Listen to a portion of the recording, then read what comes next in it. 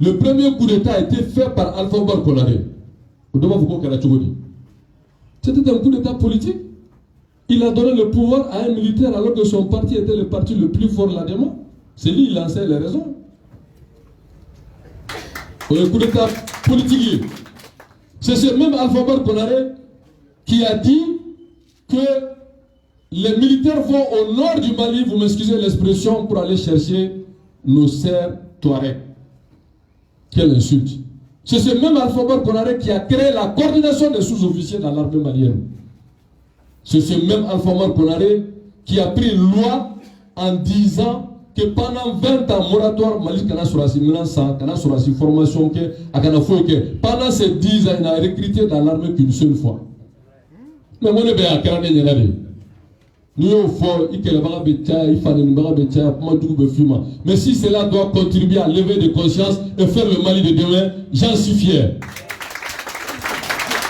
Ça, c'est un premier point.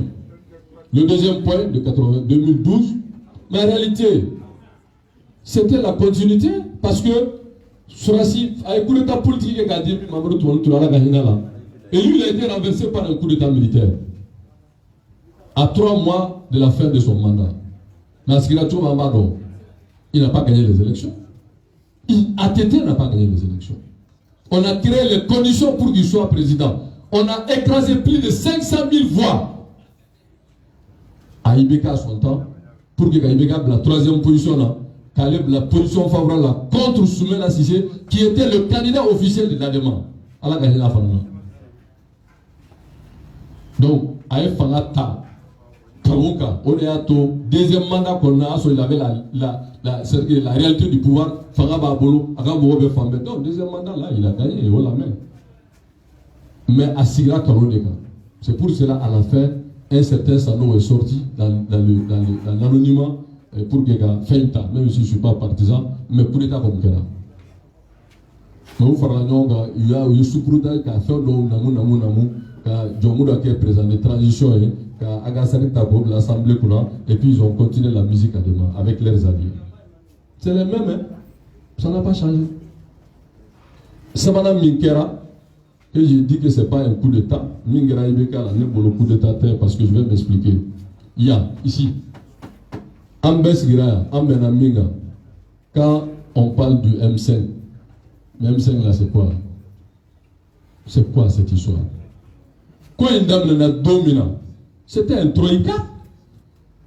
C'est pas M5, c'est un troïka qui a demandé la démission de Ibeka et son régime. Allez voir tous les papiers.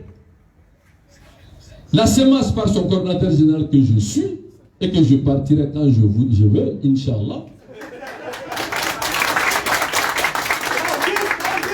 Et MK, Cheikh Omar Sissoko, qui a pour l'histoire, à fond et à fond pour l'histoire, qu'on le reconnaît ça, de demander la 4e République, à fond et à fond.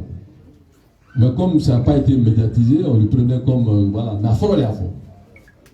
Et FSD, nos colonnes vertébrales, le IRD, quand Soumela vivait à la Gahina, là, je ne vais pas m'étaler sur ça.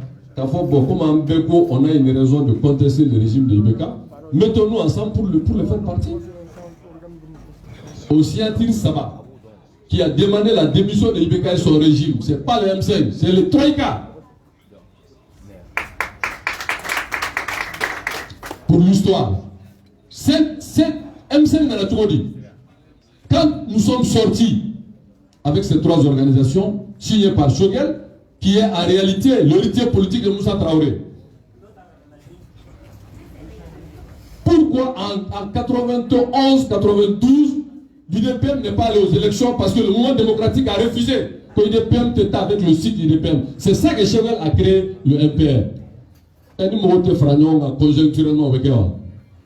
Lui, il est l'héritier politique de Moussa. Et les autres qui se disent mouvement démocratique ont accepté de se mettre ensemble pour chasser un de leurs. Qui a fait Ibeka? C'est Alpha Omar Konaré qui a fait Ibeka. Donc on a fait au gain pour l'intérêt du peuple malien. Mais c'est comme en guerre. Il faut être stratège. Mais M5 il y a une histoire mise, quand il y a eu le Troïka en Bévora pour Mamina. Nous, n'en a pas fait. Que ce soit les syndicats, que ce soit certaines personnes, certaines associations autres, le 5 boli de là, Moya Doko Tchedo, son sort est scellé.